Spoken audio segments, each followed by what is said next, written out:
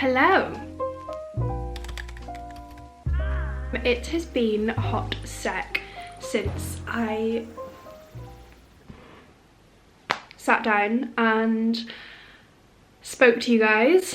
I tried to do a slick back with my hair, which resulted in me just doing like a slick back half up, half down.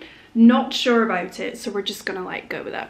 But yeah, I thought I would just film a sit down video because I haven't in a really long time, because it's been I'm in my final month, well, now I'm in my final 2 weeks of university, which is crazy. So yeah, I've been busy, and it's been really sunny. I've been enjoying the sun. Okay, no one cares. I thought I would sit down to kind of talk to you guys a bit of a like updated OCD chat, because yeah, it's something that I've been struggling with a lot recently, but it's kind of like OCD in new forms, and I feel like the past like 6 months I've learned a lot about OCD and my OCD, and learned that a lot of the thought patterns I have are like attributable. That's 100% not a word. Like are my OCD rather than like just a normal thought pattern.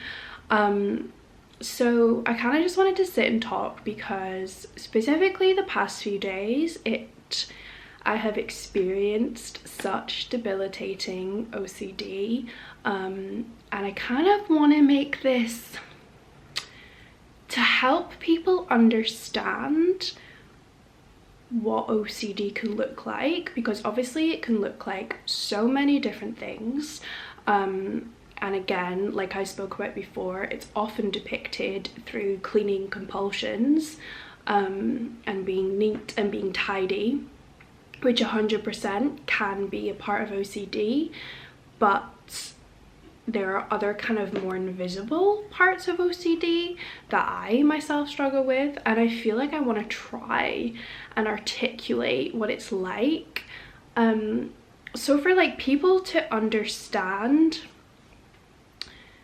When I tell people, oh, I'm going through a bad OCD period, I mean, if I didn't struggle with it, I would kind of be quite confused because I'd not really understand what that meant. If someone said to me like, oh, I'm going through a depression episode, I'm going through an anxious episode, you kind of understand a little bit more. Maybe you don't, this is just my opinion. But I feel like with OCD, it's like, what does a bad episode of OCD mean? So I'm gonna talk you through what it means and what it looks like. Yeah. First off, trigger warning, let's get that out of the way. Please don't watch this if you think that this is going to trigger you. I'm going to be talking about all things OCD, suicidal ideation, anxiety, depression, all that jazz. Maybe I shouldn't say all that jazz, all those things. And also I'm 100% not a healthcare professional, and I may get some facts incorrect, I may get things wrong, so like again, please don't diagnose yourself with OCD based off this video, because this is just kind of like my experience and what I know about my own OCD.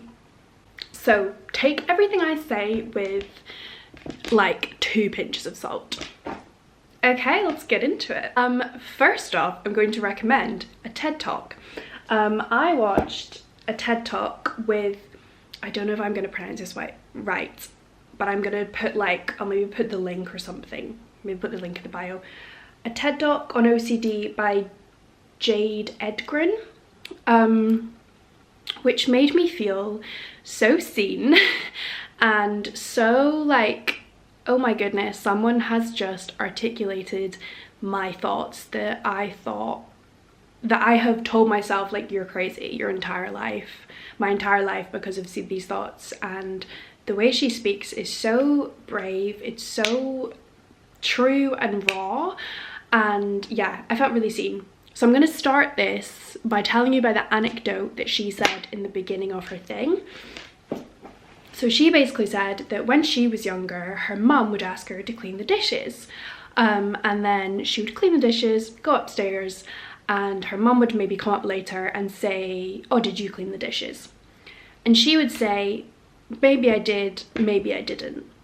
And she said she would say that because she couldn't tell her mum, oh, I did, even though she did, because her brain told her that if there was still one speck of dust, of dirt, of something on those dishes, then she hadn't actually completed her job. And she couldn't tell her mum that she'd completed her job because then she was a liar. And that is a lot of OCD. And a liar is bad, and you can't be a liar, and something bad will happen if you're a liar. So that like, honestly, I was just like, oh my goodness, I've had this so much with so many things. And I would say that that's more attributable, I'm saying it again, who knows if that's a word, to the like morality OCD side of things, which I have very, very strongly, about how I have to be a good person, I have to do everything quote unquote perfectly because otherwise bad things are going to happen to me in my life. Sometimes if I'm telling a story and I'll be like, oh yeah, so like a couple, or like the other day, I feel like that's quite a common thing that we use. We say, oh, the other day, blah, blah, blah. If I say that and actually you know, halfway through the story, or I'm actually like, oh no, this didn't happen the other day, this happened like 3 months ago, I have to go back and correct myself, because if not, I've lied and I'm bad. Even though no one is harming in the telling of my story going the other day instead of, oh, 3 weeks ago, I will have to correct myself and be like, oh no, sorry, like I meant 3 weeks ago, because otherwise I'm lying and I'm actually telling a bad story. Even though when people tell stories, people often exaggerate, you know, they like lie to be a good storyteller and things like that. That's so normal. It doesn't make you a bad person, but that is what my brain tells me. And again, with my OCD in particular, my OCD will sense when I'm at my most vulnerable, and that's when it pounces.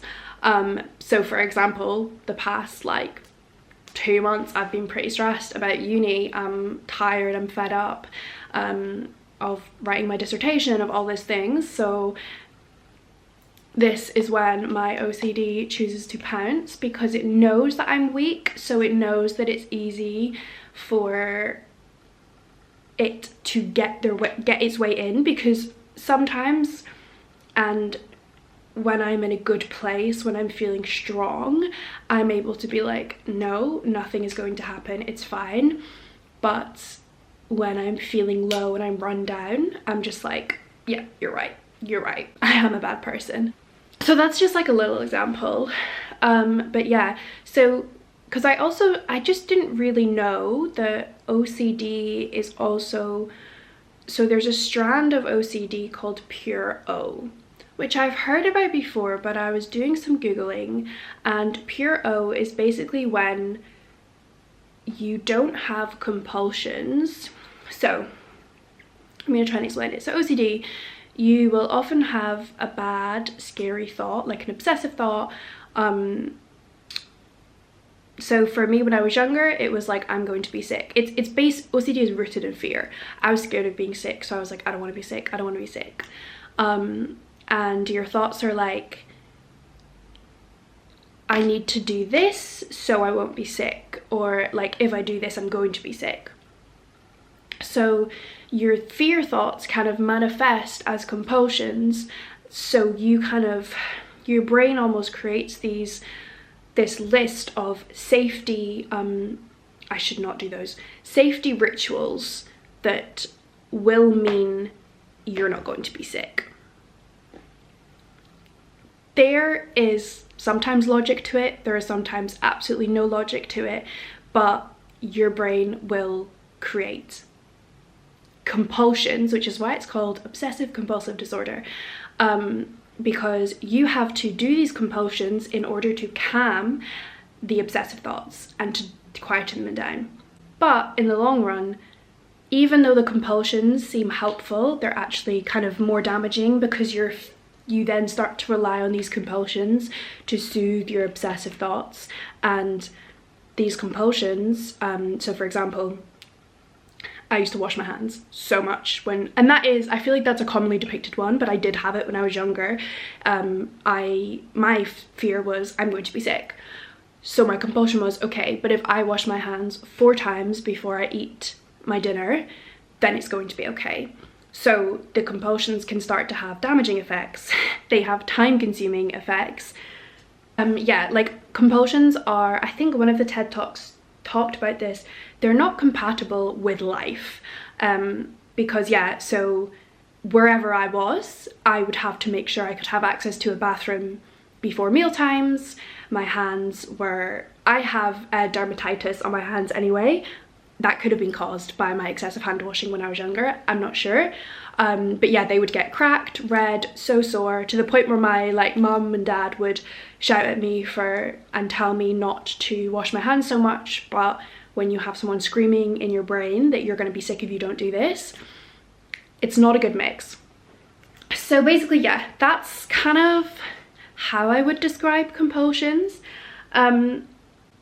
But yeah, so pure O is when you have these patterns of obsessive rumination thoughts. And like rumination is just like you go round and round and round about one thing. But you don't do any physical actions to relieve them. So it's kind of purely mental.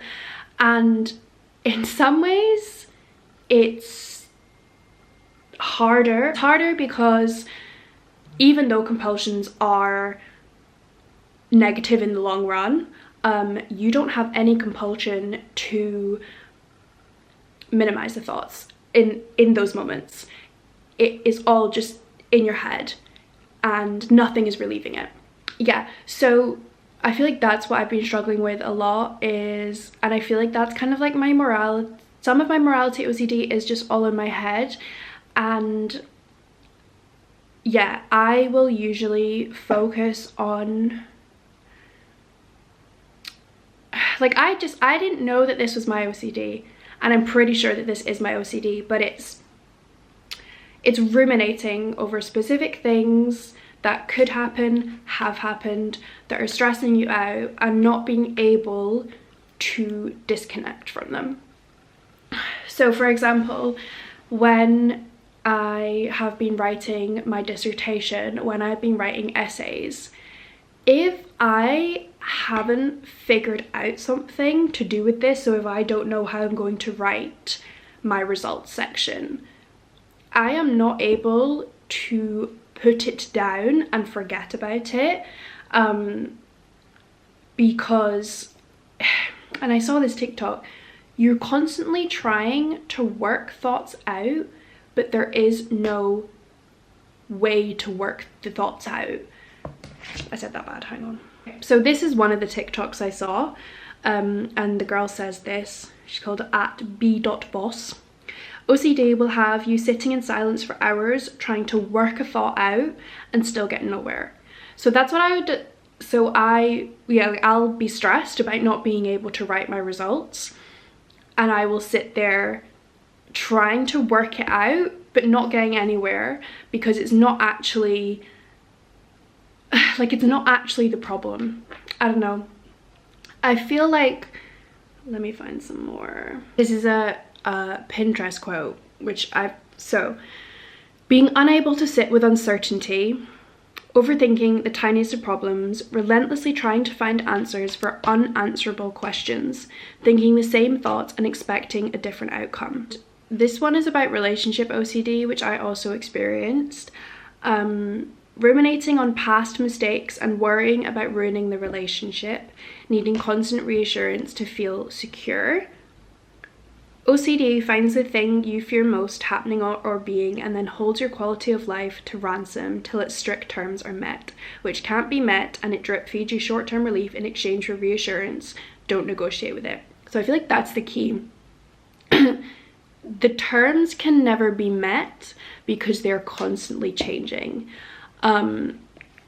Like my brain will continuously find new ways to try and prove that my worst fears are true.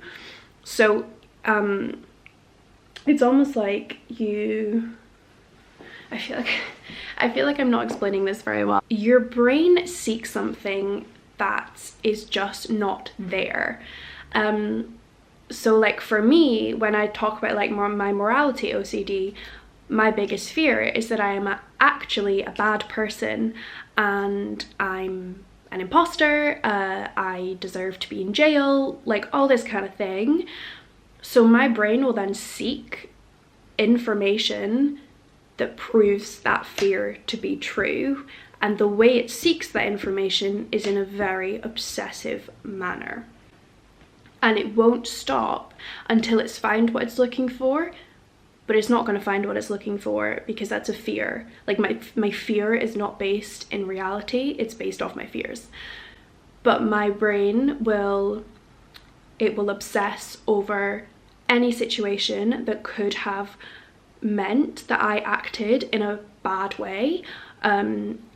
So like any kind of interaction with someone, I will often obsess over, because I worry when people are annoyed at me, when people are upset at me, because that must mean I'm a bad person and I'm going to be punished. So if someone acts the slightest bit off, I will obsess and obsess and obsess over the interaction I had with them this morning, trying to pinpoint what were they annoyed at, what happened, and it goes on and on and on, because you're never going to find the answer that you seek. And then once you've kind of accepted that that's not okay, it must not be there, you maybe have like 5 minutes of bliss where you're like, okay, maybe it's fine, and then something else happens and the cycle goes again. I don't know if that is clear to other people, but I feel like that's how I would describe mine. And I was talking to my therapist about this, and my brain we were talking that my brain's natural state is anxious, stressed, rumination, because that is just what I've experienced my entire life. So we don't like the uncomfortable, we don't like the unfamiliar. So when things in my life are going okay, and when I don't have a specific thing to stress over or be anxious about, my brain starts to panic. So I've often said that my obsessive brain, it fixates on different targets. So it was like my health anxiety for a long time, it was my grades in school, it was my relationship, it's been my uni studies. But now that I'm about to finish uni and the sun's out, like things are okay, my brain starts to panic because it doesn't know how to operate without a stressor. So that's when my OCD comes in clutch, because it says, oh, well, we actually, like, we can't be just okay and happy, because that's not really what we do. So the thing is, we're actually a really, really bad person, and I'm gonna tell you why, and I'm gonna find something that is gonna prove that you're the worst person possible and you can never be happy again. So my brain then starts going on a little hunt. It's like a little treasure hunt, and it will look at everything and anything, and you will have such intrusive, dark thoughts. What if, what if, what if? What if is the key word here. If your thought starts with what if, it's intrusive. And I was talking to my therapist, and my therapist was like, if you were feeling disgusted and angered and frustrated at the intrusive thoughts you were having, that tells you that they're intrusive, because you're disgusted by them. You're not endorsing them, you're literally like, oh my gosh, oh my gosh, oh my gosh, and you're scared of them. Because, like, for me, if those fears were confirmed, that would mean I am the worst person walking on earth and I don't deserve any kind of happiness. And unfortunately, that's what my brain often wants from me. because again, I don't really know how to cope with like stability, so my brain always looks for reasons why we don't deserve happiness and we're not going to be happy. So the memory card is about to be full. Okay, we're back. I deleted some footage. Yeah, so because it's very unfortunate and sad, but my brain doesn't really want me to be happy because it doesn't know how to function. So it will try to stop me being happy, and at the minute it has been through thinking the worst things about myself, which would guarantee you could never be happy again. It's really, really terrifying because you lose all grasp of reality, and it's the same feelings when I talk about my hypochondria, and this happened in my relationship, this obsessive rumination. You become so transfixed, so tunnel vision, that you don't know what's real anymore. And I feel like that's what like I really try hard to depict to people, because again, when I say my OCD is really bad, they're like, what? And when I say my OCD is really bad, it means that my brain is telling me very horrible things about myself, about things that are happening, that I am in an absolute obsessive rumination spiral. I'm trying to reach certainty about something that I can never reach certainty about, because my brain doesn't even really know what the certainty is. And it's so debilitating. And the reason why I am prompted to do this video is because I've basically spent the past 3 days in like an OCD spiral, and I have not been able to focus on anything else. Like, I have not been present the past 3 days. Yesterday I had to come and literally take myself to bed at like 3-4 p.m. because I couldn't stand being awake anymore, because there's no escaping it. I was trying to sit and do work, and my brain was, I was like trying to read paragraphs, and my brain was thinking about ways in which I could be a sexual predator. It's just absolutely constant. It's like you have constant chatter in your brain, but it's like bullies in your brain. And I feel like that is a side of OCD that I never really knew that's what OCD was, or that people never really see, where I just become an absolute ghost of a human because I cannot focus on anything else. And it was the same when I had my when I would be deep in my hypochondria scares, that your sense of reality is gone, and this is your new reality, and you start to believe it. And there is a logic part of your brain, but that's like 5% volume. The rest, 95%, is these demons, and you cannot, you don't trust yourself because you actually think that you're lying and it's all a lie.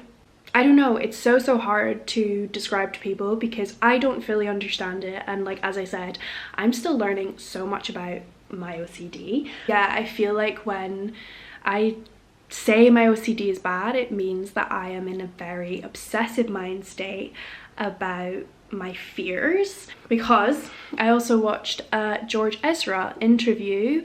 It was like a radio interview on YouTube, where he was talking about his struggles with pure O, the branch of OCD that's just in your brain, and he said, while everything is going on in your head, you're vacant to the world around you. And that is how I would describe it. And it's very sad because it means I don't remember a lot of things because I wasn't present. When I was younger, it used to be about me being sick. Then it was my school grades, like I said. Like, I had this in my relationship very bad, and it is scary because I'm worried it will never go away, because even it's so hard to fight. It's so hard to fight when you're in those spirals. And I remember I was talking to my mum a couple of weeks ago when I was also just I can't even remember what it was about, but I was worrying about something, and I said to her, yeah, I understand why people with obsessive thoughts and this kind of thinking patterns take their life, because in those moments death is easier than being in your brain. And it's really sad, and I feel like, yeah, it's OCD is the thing that has made me just so strongly be like, I understand, because you just wish for the peace, because nothing silences it apart from sleep. And it is relentless, and it means you just become vacant to the outside world, because you just can't focus on anything. Nothing seems important anymore, because you are just absolutely transfixed on this fear becoming true, or yeah. And it is terrifying, and it's terrifying being in that mind state, because sometimes I just think it would be so easy to just stop it, you know?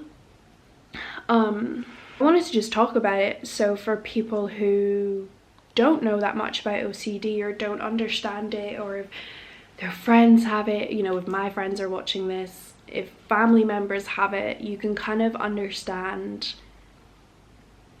what it can be like, and it's not their fault. Distraction is 100% key, because your brain will move on. It never seems like it, but it will. And the only way to tackle it is to confront it, because even like a lot of my like compulsions, or what makes me feel better, is seeking reassurance from others, because I don't trust myself, so I need someone else to tell me that it's okay, which is obviously very rewarding in the moment, but in the long run it's still a form of compulsion, because you're still needing someone else to relieve the thoughts in you. But I want to be able to get to a point where I can shut them down myself. And yeah, I just like, physical distraction is very good, but it is also hard, because in those moments I do not want to talk to anyone, I do not want to see anyone, I don't want to be awake. So if someone was to be like, okay, let's do this, I'd be like, no way. But yeah, I don't know, I just feel like I literally have this and I don't understand it. So it must be very hard if anyone watching has someone in their life who also struggles with this, because it's just so debilitating. One of the other TED Talks I watched by someone called Julia Cook, she was talking about, you will just do anything to regain a temporary sense of control. So yeah, reassurance from others, or washing your hands, or yeah, that's kind of like another way to describe compulsions. Yeah, the TED Talk, they said, people with OCD crave reassurance. It temporarily alleviates the pain caused by these intrusive thoughts, which I think is really powerful. And again, in those moments, like when I was younger in particular, because you're fighting a war in your head, and then if someone is telling you, like my parents would say, stop washing your hands, I would scream at them and yeah, probably say horrible things to them. I know I've said horrific things to my parents that, yeah, and I don't know, I hope they know that it wasn't me and it was the demons in my brain. But in those moments, and someone tries to stop you from completing a compulsion or completing something that is going to take the pain away, it's like no. And yeah, screaming matches, arguments.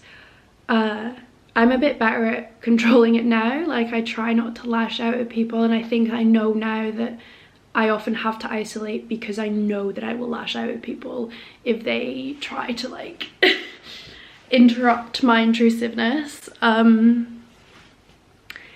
But yeah, I don't know. I've been talking for a very long time and I don't really know if this has helped.